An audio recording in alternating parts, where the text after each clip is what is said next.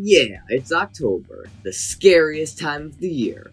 The perfect time to look at Nickelodeon's backlog of semi-decent TV movies that no one remembers.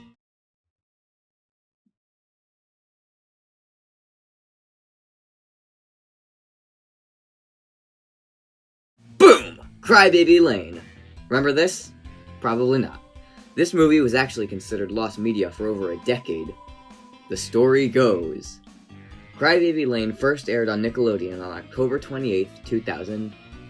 Rumor has it that many parents complained it was too scary, so Nickelodeon wanted to distance themselves from the film, going as far to deny its entire existence.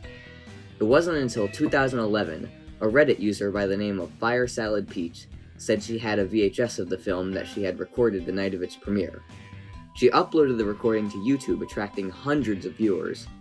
The sudden interest in the film caught the attention of Nickelodeon, who re-aired it on Halloween of 2011 on Teen Nick, and it's been airing on the Splat every October since 2015, except for last year, it didn't do that. It eventually came out that the reason they didn't air it for 10 years after its premiere was actually because they forgot it existed, but that doesn't make for as good of a story. Now, without further ado, this is Crybaby Lane! Just gotta get that thing in there. I don't know if it really fits, but we'll try and see.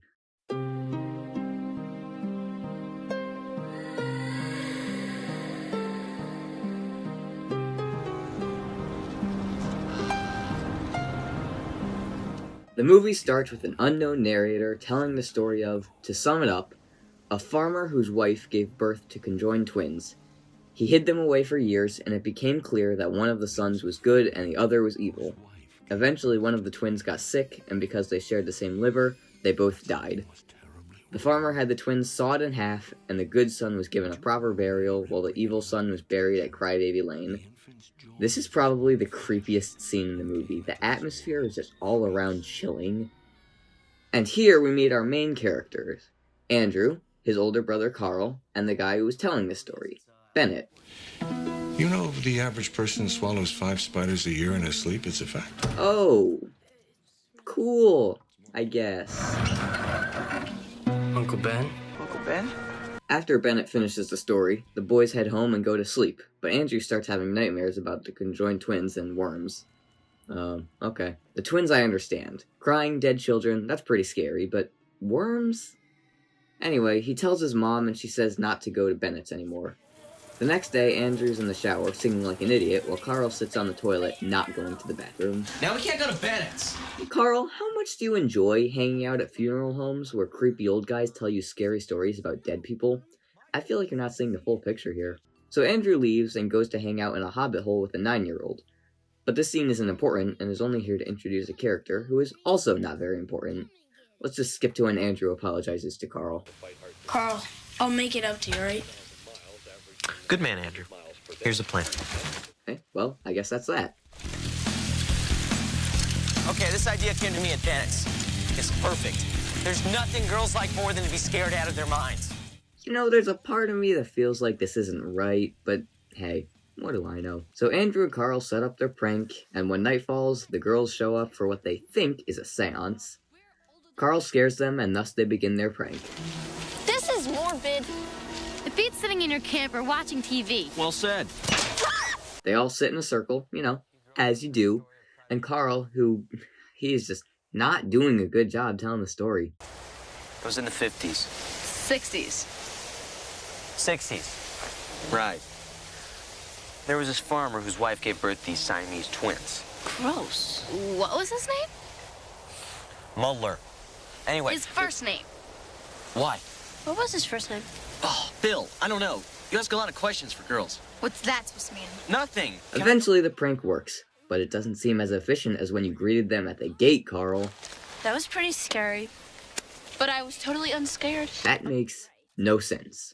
Whatever. The next day, Bennett goes to see Gary, who works at the cemetery and sleeps in the bucket of a backhoe for some reason. They get attacked by a dog, but Bennett says she's usually friendly. Something fishy's going on here. Meanwhile, at Andrew's house, he's trying to come up with an apology to Kathy for last night.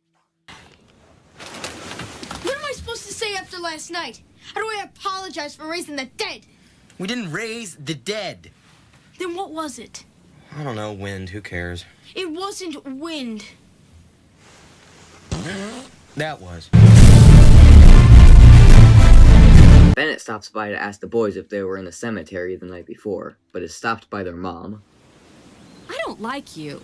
Wow, way to be subtle, really keeping your opinions under the radar. And now checking in on the girls, they're getting ready to have a Girl Scouts meeting. Cookie dough? That's gonna kill the baby. Yeah, but it keeps Bennett in a job, ayo!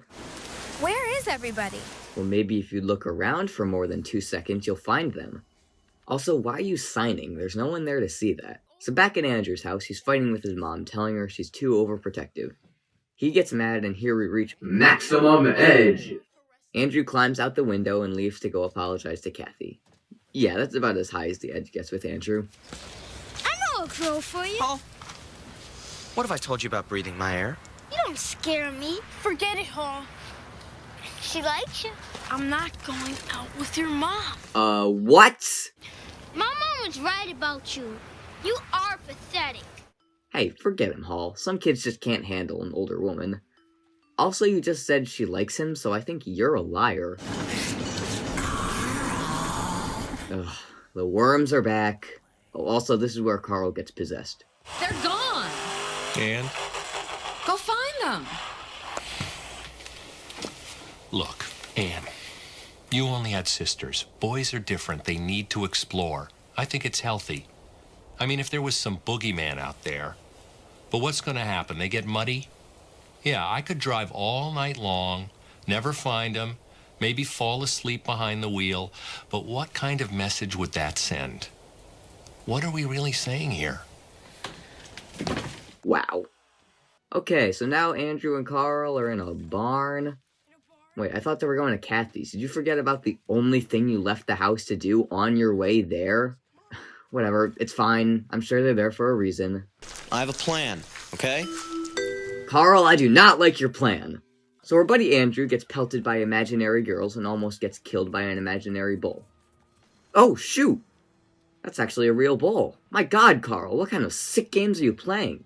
So Andrew finds Bennett to get his help, and wait, this scene isn't important. And yes, I do realize that it's a Jim Gaffigan cameo, but it doesn't matter because this scene is unnecessary. Now back to the story. Andrew tells Bennett what happened, and Bennett says something he should have said the first time he told the story. The bodies got put into the wrong graves. How do you make a mistake like that? You don't, I don't know, check the bodies before you bury them? I think you roused an evil spirit. Whoopsie.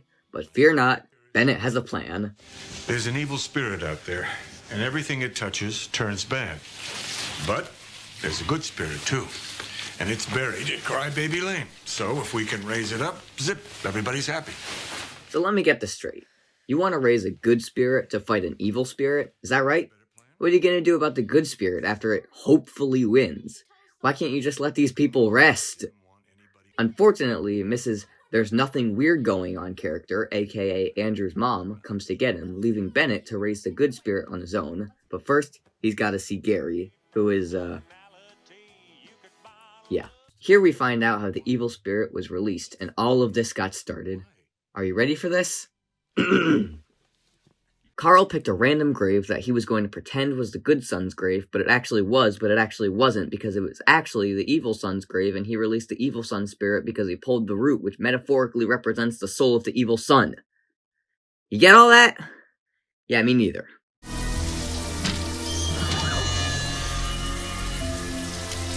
There's someone who wants to meet you, Andrew. Who? There's nobody there. Not even Andrew, it's just a ghost taking a shower, who Carl rudely pulls the shower curtain on. No, Andrew actually snuck off to see Bennett. All right, that's it, kid. Mr. Bennett? Mr. Bennett! Ben! Uncle Ben? Oh, God! Oh, I guess he's fine. He just needed a clean punch in the gut, as one does. That dwarf stole my class ring. He's a hobbit. I hardly think that's important right now. So Bennett dies, and that means that Andrew has to be the one to go to Crybaby Lane and pull the root growing out of the good son's grave. but uh-oh, he doesn't know how to get there. I do.